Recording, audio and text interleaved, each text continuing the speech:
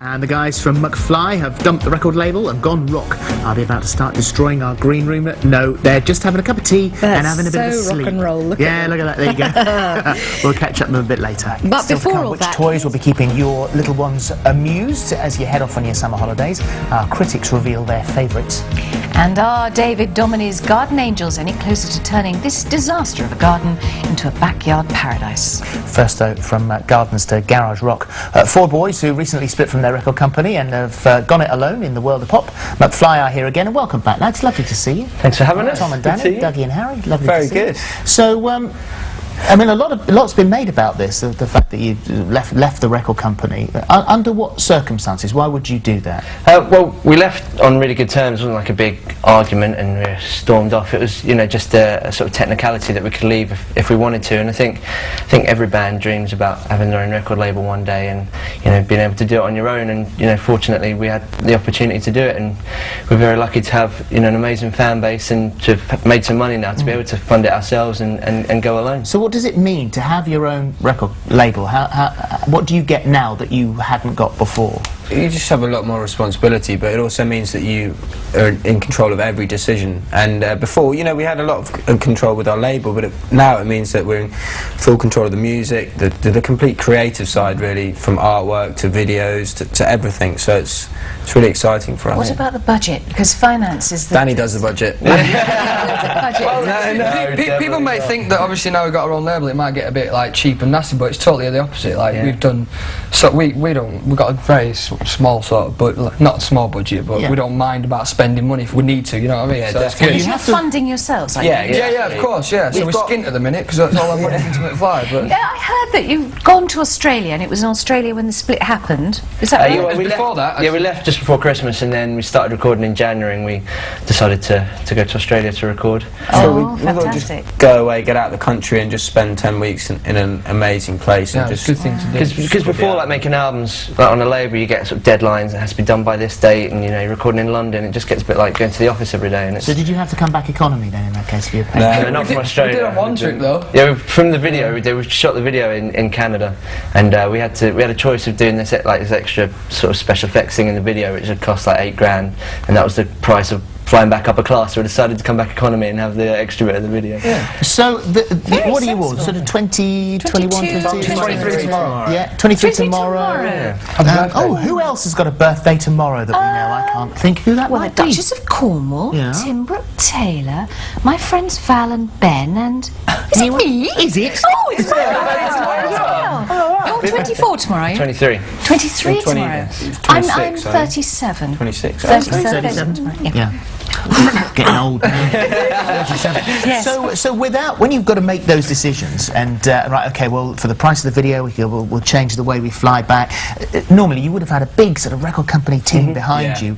It must feel weird because your whole careers you've had that sort of machine behind you looking after you. Really, we've made the move with our managers, who we've been with right from the start, and we've also got a team around us, and the label's called Super Records. So we've got the marketing, the press, and everything. We've got a really good team around us. It's all people that we employ and people that we felt really understood what we wanted to do and are really sort of eager and enthusiastic, and understand how we feel about Mcfly. So Are you good business brains? No.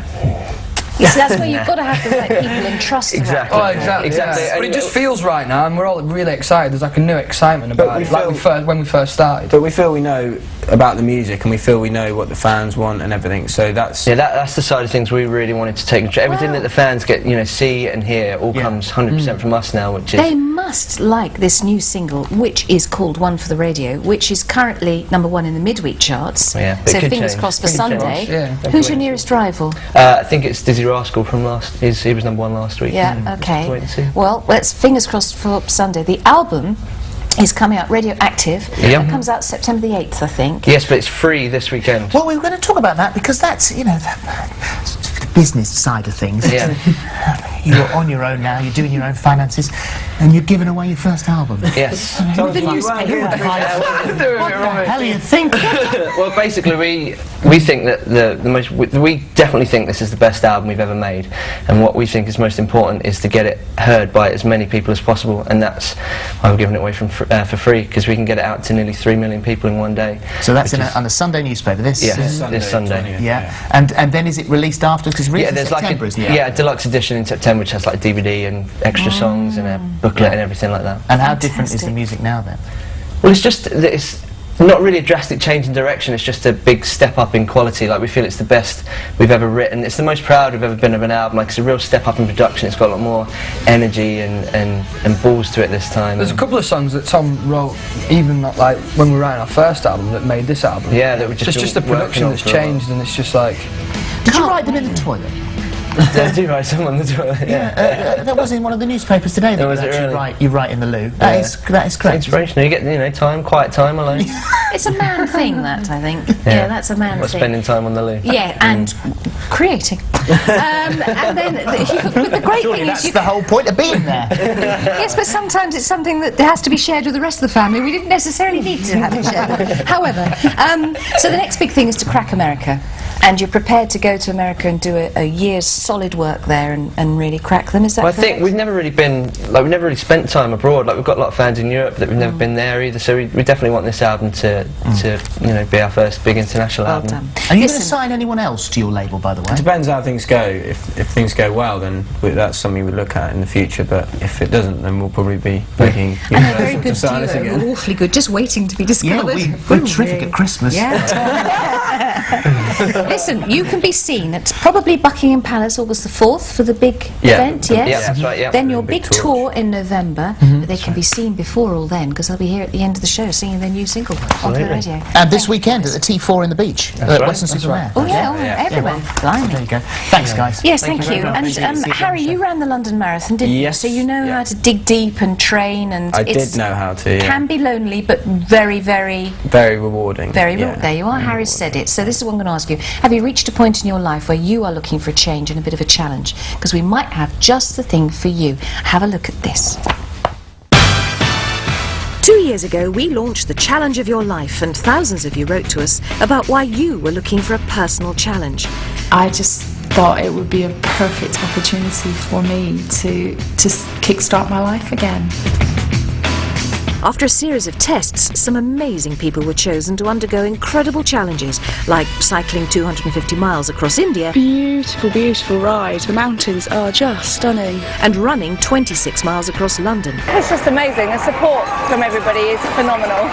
2 people will cycle abroad, whilst 3 will take part in the London Marathon. So what are you waiting for? Isn't it time you did the challenge of your life?